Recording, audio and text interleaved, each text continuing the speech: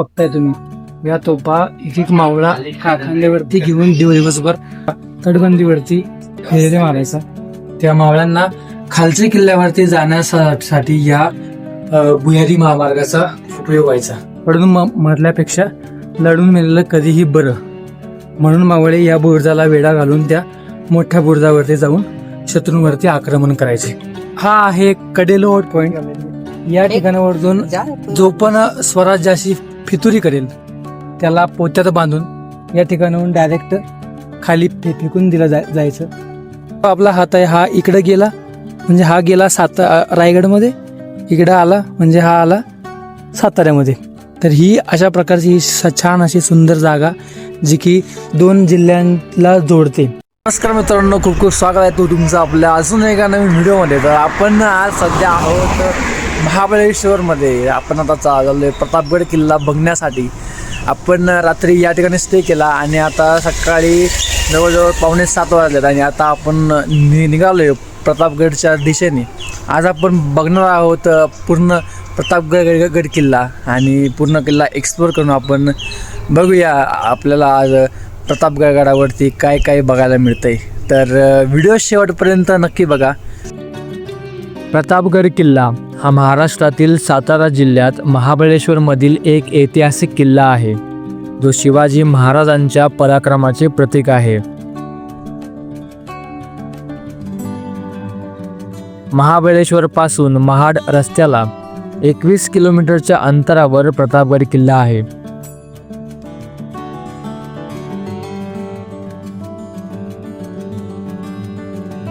दिनांक 10 नोव्हेंबर 1659 रोजी या किल्ल्यावर छत्रपती शिवाजी महाराज आणि अफजल खान यांची भेट आणि अफजल खान वध, त्यामुळे किल्ल्याला भरपूर महत्त्व मिळाले आहे. महाबळेश्वरच्या थोडंसं पुढं आलो आहे आम्ही आणि आत्ता सध्या प्रतापगडच्या दिशेने जाताना आम्ही घाटामध्ये थांबलो आहे. सकाळी हा जरा व्ह्यू बघा की कसला आहे,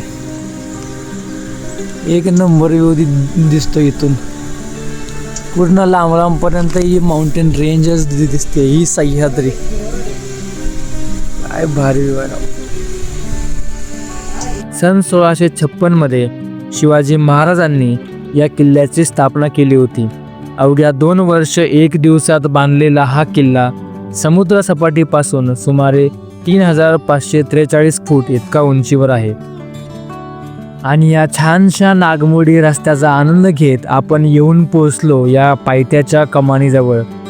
पायथ्याची कमान ओलांडली की आपण डायरेक्ट जाऊन पोहोचतोय प्रतापगड किल्ल्याच्या पार्किंग एरियामध्ये.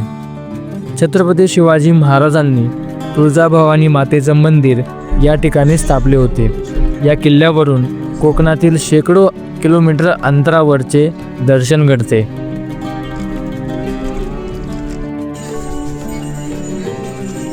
गाडी पार्क केल्यावरती पहिल्यांदा आपल्या नजरेस पडते ती या किल्ल्याची कमान आणि त्यात शेजारी असलेली गाईड संस्था. पॉइंट आहे, एवढे पॉइंट आहेत वरती फिरायला आणि सगळे ऐतिहासिक आहे. महत्त्वाचा किल्ला म्हणजे काय की काकांनी लगेच कुठले कुठले पॉइंट्स कव्हर करणार आहे आणि काय काय किल्ल्यावरती माहिती सांगणार आहे ते सांगणं चालू केलं. आणि मग आपण लगेचच एक छोटीशी पावती काढून आपण गाईड घेऊन पुढच्या प्रवासाला निघालो. वगैरे कुठली आहे नाही, तर तुम्हाला जर इथं आल्यावरती गाईड वगैरे जर घ्यायचं असेल तर किल्ल्याच्या स्टार्टिंगलाच कमानीलाच इथं त्यांचं गाईडचं ऑफिस आहे. त्या ठिकाणी तुम्ही त्यांचे जे काही चार्जेस पे करून तुम्ही पूर्ण किल्ल्याची माहिती. आपण आता घेतला आहे गाईड. आपण ही आज तुम्ही हा प्रतापगड किल्ला बघणार आहे ना, हा प्रतापगड किल्ला छत्रपती शिवाजी महाराजांचा किल्ला नाही हे लक्षात घ्या. हा किल्ला नक्की कुणाचा आहे? आपला किल्ला. कारण की जगामध्ये एकच राजा झाला ज्याने स्वतःसाठी नाही जनतेसाठी काम केलेले, छत्रपती शिवाजी महाराज. तर हे आपले किल्ले, हे 360 किल्ले आहेत आपले. त्या 360 किल्ल्यांपैकी ज्या गडावरती लढाई झाली त्याच गडांचे तुम्हा आम्हाला नावं तोंडपाठ आहेत. रायगड, राजगड, पन्हाळा, पुरंदर, अजयदुर्ग, विजयदुर्ग, पद्मदुर्ग, सिंधुदुर्ग. अजून 10-12 किल्ल्यांची तुम्हाला नावं माहिती असते. नावं माहिती आहेत, पण कुठल्या किल्ल्याचा फोटो दाखवला ते छातीटोपपणे ओळखू शकता का? हा रायगड आहे, राजगड आहे, तोरणा, मकरंदगड ओळखू शकता का? नाही ओळखू शकता. हा प्रतापगड किल्ला राजांनी बांधलेला आहे आणि हा बांधण्याचं खास कारण गडावरती आपण तुळजाभवानीचं मंदिर बघणार आहे. आपण महाराष्ट्रात राहतो, तुळजाभवानीला मानतो. तुम्ही गेला असाल, ऐकून असाल.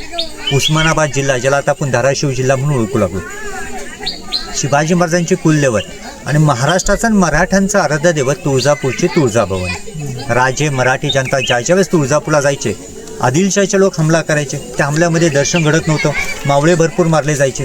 माई तुळजाभवानीने दृष्टांत दिला. स्वप्नातून राजगडला काय सांगितलं की राजे जावळी खोऱ्यात ढोरपे नावाचा डोंगर आहे, तिथे माझ्यासाठी गड बनवा आणि माझी स्थापना करा. म्हणून हा गड हा देवीसाठी बांधलेला आहे. प्रतापगडचा इतिहास आपल्या राजांच्या जीवनावरती सर्वात थोर मानला जातो, मोठा. तुम्ही ऐकून असा, शिवाजी महाराजांना भवानी देवीने तलवार दिली तर राजांना तलवार दिली नव्हती. स्वप्नातून दृष्टांत दिला आणि सांगितलं की राजे, मी तुमच्या तलवारीमध्ये प्रवेश करीन, तिचंच नाव भवानी ठेवा. दृष्टांत दिलेला. जर राजानं तलवार दिली असती तर अफजल्याचा वध करायलाच गेले नसते.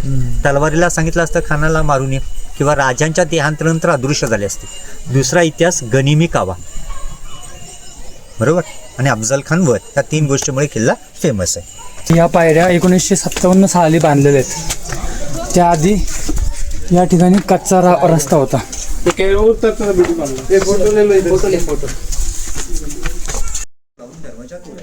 दरवाजा लाकडी उंच आतमध्ये येऊ शकत नाही आणि गेट हा मुद्दाम उंचावर आहे. हत्ती गेट तोडू शकत नाही. जिथे मनुष्य असतात तिथे जनावर काय करणार, आणि हमला झाला तर पूर्ण ताकदी दरवाजावर लागणार. शत्रूचे ते दिसतंय तुम्हाला, या आहेत देवड्या. म्हणजे पूर्वी याला देवड्या म्हणायचे. या दरवाजावरती जे पण मावळे पहारी करायला असायचे ते या ठिकाणी स्टे करायचे. आणि हे जे आहे याच्यामध्ये रात्रीच्या वेळी मशाल लावली जायची. हा जो दरवाजा दिसतोय हा पूर्वीचा आहे, 350-400 वर्षापूर्वीचा सागाचा हा दरवाजा आहे. आणि आता जो दिसतोय हा 7-8 महिन्यापूर्वी लावलेला हा दरवाजा.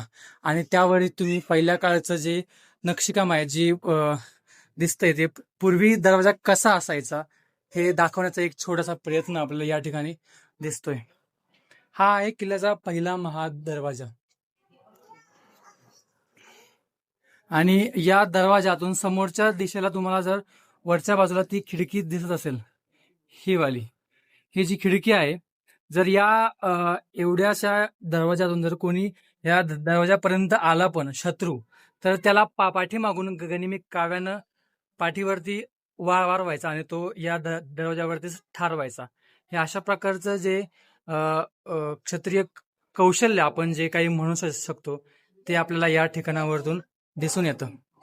आणि हे जे दिसतंय यातून गरम तेल किंवा गरम पाणी या ठिकाणावरतून खाली इथपर्यंत आलेल्या शत्रूंवरती टाकलं जायचं. आणि दरवाजाचं हे जे स्ट्रक्चर बघितलं आपण, तर एक वेळेस जर घोड्यावरती बसून आलं कोणी तर एक वेळेस एकच जण आतमध्ये येऊ शकेल. आणि दोन्ही बाजूला 2 मावळे, 2 सैनिक त्या ठिकाणी उभे असायचे. एक मावळा जवळजवळ 1000 सैनिकांना रोखू शकेल. अशा प्रकारचं हे स्ट्रक्चर या ठिकाणी दिसतंय. तिथून जर पुढे आलाच तर मी जे मगाशी सांगितलं त्या प्रमाणात त्या शत्रूंवरती हल्ला व्हायचा.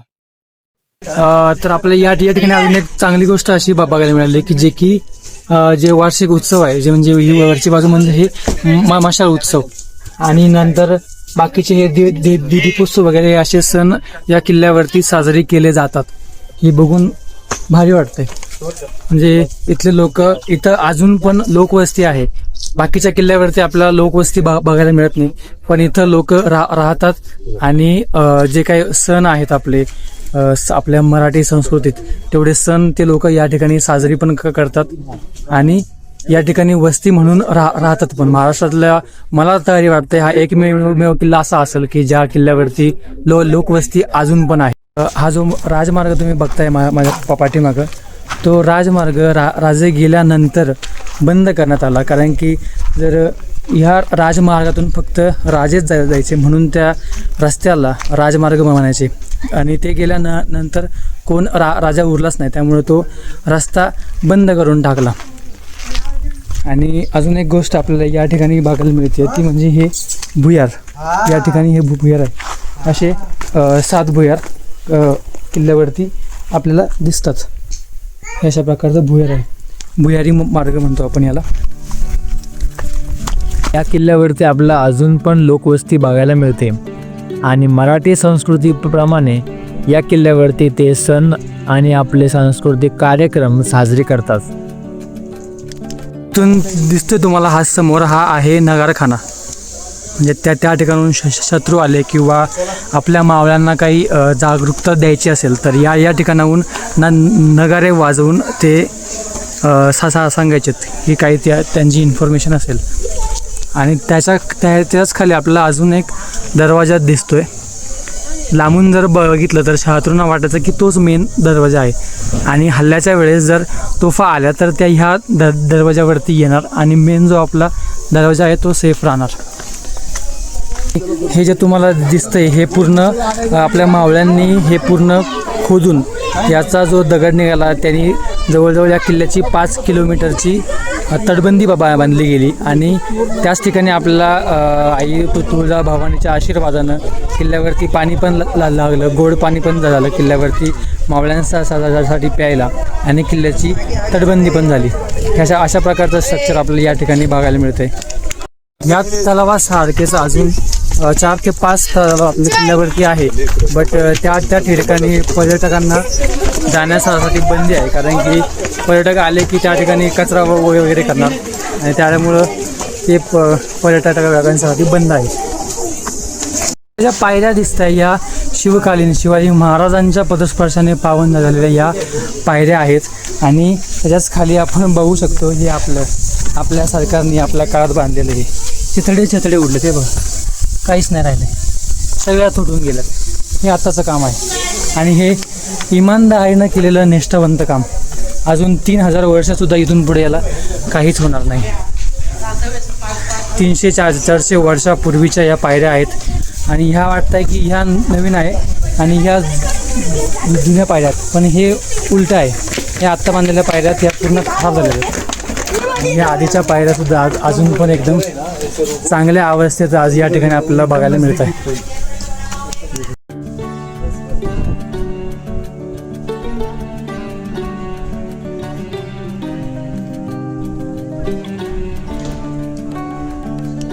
बघा तुम्ही जो बुरुज बघताय तो बुरुज आहे टेहाळणी बुरुज म्हणून आपण ओळखतो. आणि ज्यावेळेस अफजल खानाचा वध झाला, अफजल खानाचं धड आणि डोकं, अफजल खानाचं जे डोकं आहे ते भाल्याला टांगून त्या बुरुजावरती एक 2-4 दिवस मला असं वाटतं की त्या बुरुजावरती ठेवलं होतं. म्हणजे आणि त्या बुरुजाच्या समोरच आहे आपलं भवानी मातेचं मंदिर.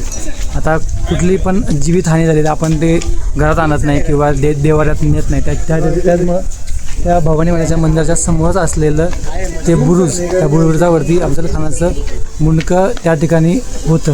आणि त्याच्याच नंतर राजगडावरती जिजामातांना एक सबूत म्हणून दाखवण्यासाठी ते मुंडकं शिवाजी महाराजांनी जिजामातांना दाखवण्यासाठी राजगडावरती नेलं. आणि त्याचमुळं अफजल खानाच्या आपल्याला 2 समाध्या बघायला मिळतात, 2 कबरी आपण काय म्हणतोय ते. एक जी आहे ती प्रतापगडाच्या पायथ्याला आणि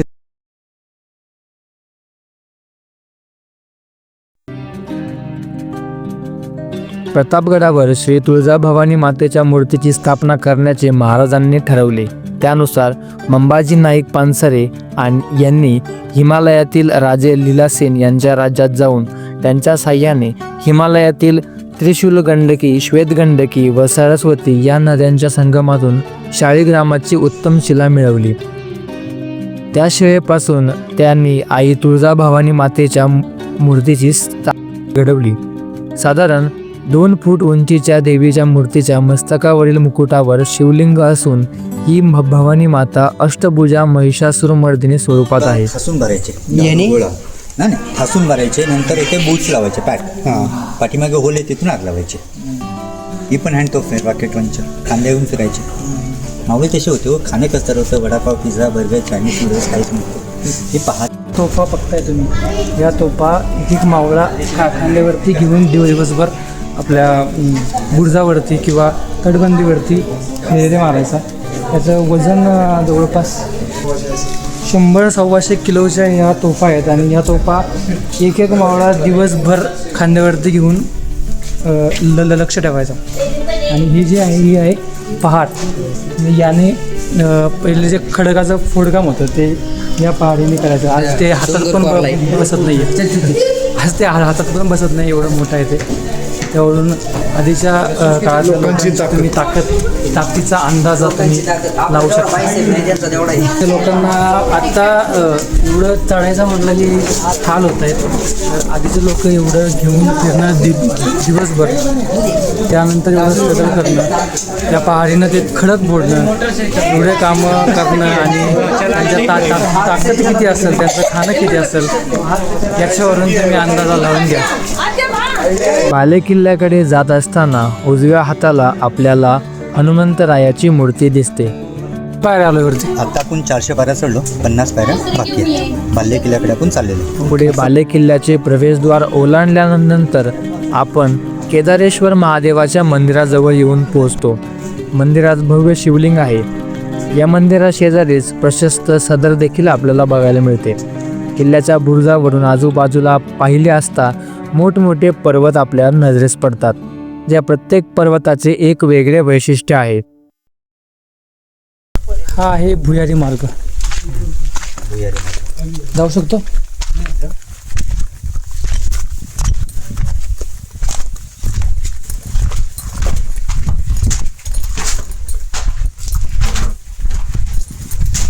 कशा प्रकारचं बांधले. हा आहे भुयारी मार्ग. तर हे जे भुयार आहे, या भुयाराचा उपयोग त्यावेळेस शत्रूंनी वरचा किल्ला पण जर जिंकला आणि मग आपल्याला खालच्या किल्ल्यावरती जायचे, तर जे या ठिकाणावर जे मावळे असायचे बाले किल्ल्यावरचे, त्या मावळ्यांना खालच्या किल्ल्यावरती जाण्यासाठी या भुयारी महामार्गाचा उपयोग व्हायचा. इथून डायरेक्ट खालच्या किल्ल्यावरती अशा प्रकारचे हे स्ट्रक्चर आहे. आणि या पाठीमागे बांधण्याचं हे कारण. हा जो बुरुज आहे हा किल्ल्यावरचा मेन बुरुज आहे, कारण की या बुरुजावरती आपल्याला चारही दिशेला नजर ठेवायला इथून जागा मिळते. म्हणजे इथून संपूर्ण प्रदेश आपल्याला या ठिकाणावरून निहाळता येतोय. सगळ्या ठिकाणी आपल्याला या ठिकाणावरतून नजर ठेवता येते. म्हणून हा बुरुज किल्ल्यावरचा सगळ्यात महत्त्वाचा बुरुज आहे. इथून आपल्याला खाली दिसतोय तो आहे ध्वज बुरुज, म्हणजेच आपला टिहाळणी बुरुज. आणि याच्या पाठीमागं हा आहे दक्खन बुरुज. हा आहे दक्खन बुरुज. आता आणि हे जे भुयार आहे, ह्या भुयाराचा उपयोग व्हायचा म्हणजे ज्यावेळेस बाले किल्ला शत्रूंच्या ताब्यात आला, तर या भुयारी मार्गाचा उपयोग व्हायचा. या भुयारी मार्गाचा उपयोग झाल्यावरती भुयारी मार्गाच्या ज्यावेळेस आपण बाहेर पडतोय, त्या ठिकाणी आपल्याला दोन बाजूला जायला रस्ता मिळतोय. एक तर डायरेक्ट दरीमध्ये पडून मरा, किंवा इकडे येऊन लढून मरा. मग ह्या बुरुजाला वेढा घालून मावळे त्या मोठ्या बुरुजावरती जायचे आणि तिथून मग ते आक्रमण करायचे. पडून मरल्यापेक्षा लढून मेलेलं कधीही बरं, म्हणून मावळे या बुरुजाला वेढा घालून त्या मोठ्या बुरुजावरती जाऊन शत्रूंवरती आक्रमण करायचे.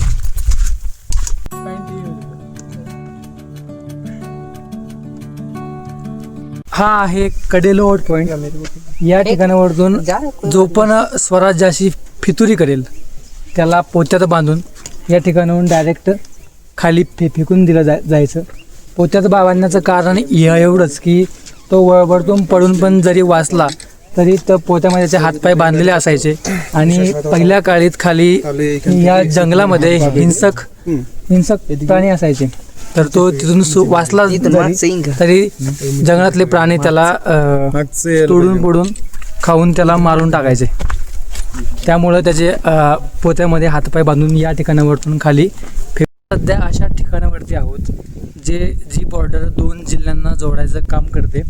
म्हणजे आता माझ्या डाव्या हाताच्या डाव्या बाजूला आहे तो रायगड किल्ला. म्हणजे हात इकडं हवेत गेला की रायगड, इकडं आला की सातारा, अशा 2 जिल्ह्यांना जोडायचं जे काही काम आहे. ही जी बॉर्डर बघताय ही तटबंदी ही 2 जिल्ह्यांच्या बॉर्डरवरती आहे.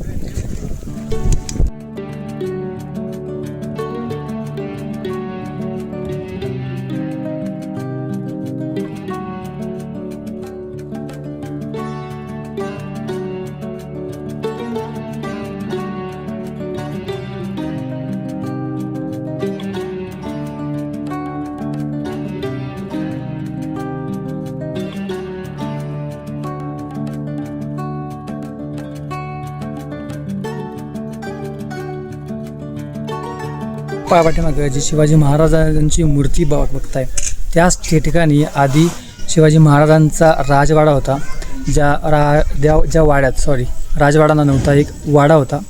ज्या वाड्यामध्ये शिवाजी महाराज ज्यावेळेस अफजल खानाच्या वधाची तयारी किंवा प्लॅनिंग करत होते तेव्हा 7-8 महिनेच्या कालावधीमध्ये महाराज या वाड्यामध्ये राहिले होते. आणि इंग्रजांनी आपल्या मनातून राजांची जे प्रेम आहे ते प्रेम काढून टाकावं म्हणून आपल्याच तोफांनी इंग्रजांनी या ठिकाणचे वाडे, या किल्ल्यावरचे वास्तू इंग्रजांनी तोडून टाकले. आणि मग नंतर भारत सरकारने या ठिकाणी शिवाजी महाराजांचा हा भव्य पुतळा उभारलेला आहे आणि आपल्याला आज या ठिकाणी हा पुतळा उभा दिसतो.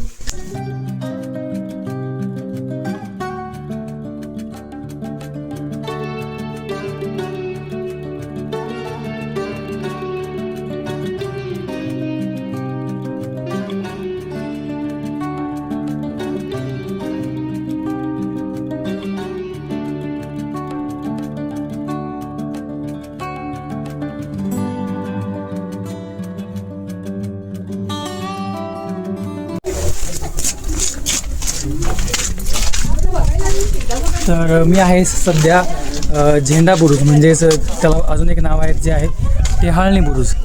म्हणजे ह्या बुरुजावरतून आजूबाजूचा संपूर्ण प्रदेश, या संपूर्ण प्रदेशावरती नजर ठेवता येईल, एक लांबपर्यंत टेहाळता येईल ही पूर्ण जागा. म्हणून या बुरुजाला टेहाळणी बुरुज पण म्हणतात आणि झेंडा बुरुज पण म्हणतात. सध्या मी उभा आहे झेंडा बुरुजाच्या एका साईडच्या बुरुजावरती, ज्या ठिकाणी हे अशा प्रकारचे स्ट्रक्चर आहे लांब. हे सेम स्ट्रक्चर पलीकडच्या बाजूला पण आहे. आणि बुरुजाचा दुसरा जो टप्पा आहे तो बुरुजाच्या खाली आहे. म्हणजे ज्या ठिकाणाहून बुरुजावरती यायला पायऱ्या चालू होत आहे त्याच ठिकाणी ती जी जागा आहे आणि त्या जागेतून आपल्याला दुसरा टप्पा बघायला मिळतो आहे. समोर जे भवानी मातेचं जे मंदिर आहे ते मंदिर या बुरुजाच्या एक्झॅक्ट समोर आहे. आणि ज्यावेळेस अफजल खानाचा वध केला, अफजल खानाचं जे शिर आहे ते छाटून या बुरुजावरती रवलं गेलं. आई तुळजाभवानीच्या मंदिराच्या समोर, म्हणजे आपण म्हणतो ना की 32 दातांचा बोकड आई तुळजाभवानीला त्यावेळेस बळी दिलेला. 32 दातांचा बोकड म्हणजे काय, 32 दाताचा बोकड तर नसतोय, पण 32 दात असलेला हा अफजल खान तुळजाभवानी मातेला बळी देण्यात आला.